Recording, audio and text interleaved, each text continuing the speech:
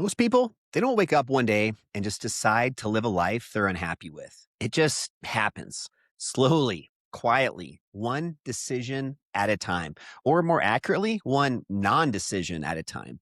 Because if you don't actively choose your life, it'll get chosen for you.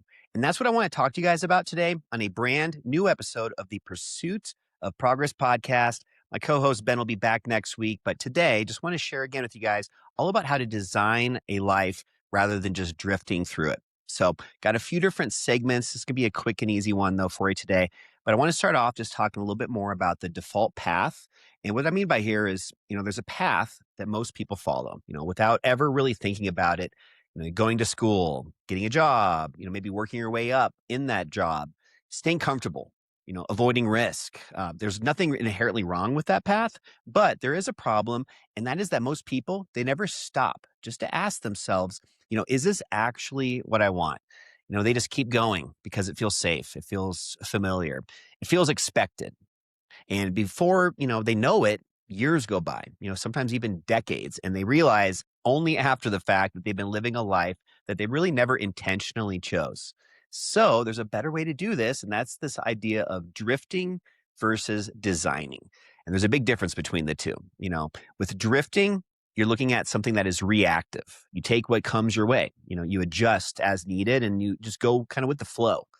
Designing, however, is intentional. You decide where you want to live, how you want to spend your time, what kind of work maybe that you want to do, what kind of life you actually want to build. And then you start aligning your actions with that vision. And believe it or not, here's the truth. Drifting is actually easier in the short term, but much harder in the long term. Designing your life is harder up front, but then it gives you control over where you actually end up. And that's the exciting part.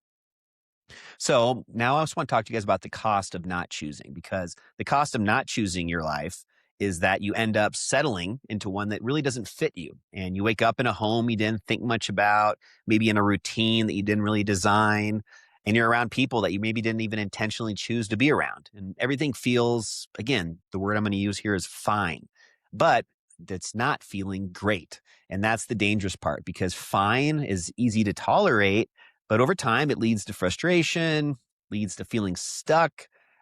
It leads to wondering, how did I actually end up here? And the answer is usually the same. You didn't choose it. You just went along with it.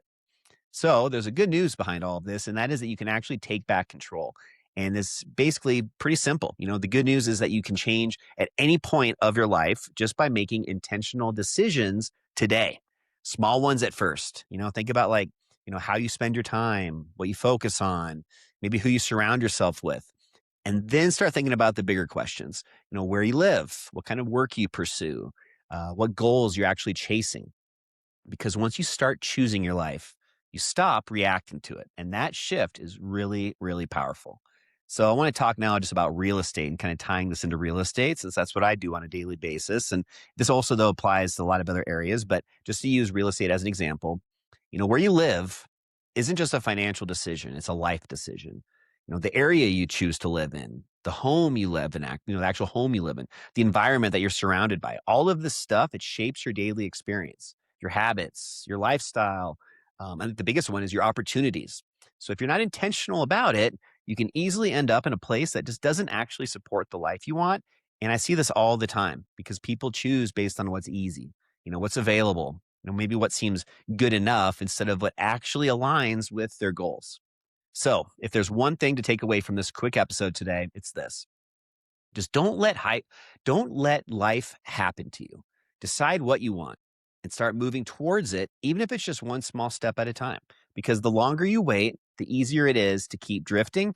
And if you're somebody who's thinking about making a move here in Denver, whether that's, maybe buying your first home, upgrading, or investing, that's a huge decision, and that should be made very intentionally. I'd be happy to help you guys through any of that. So again, if you ever want to connect on a more personal one-on-one level, just go to adamsellsdenver.com, and I'd love to connect with you guys there. But I hope you guys have a great rest of your day, great rest of your week. And Ben and I will be back next Friday for a brand new episode of the Pursuit of Progress podcast. We'll see you guys then.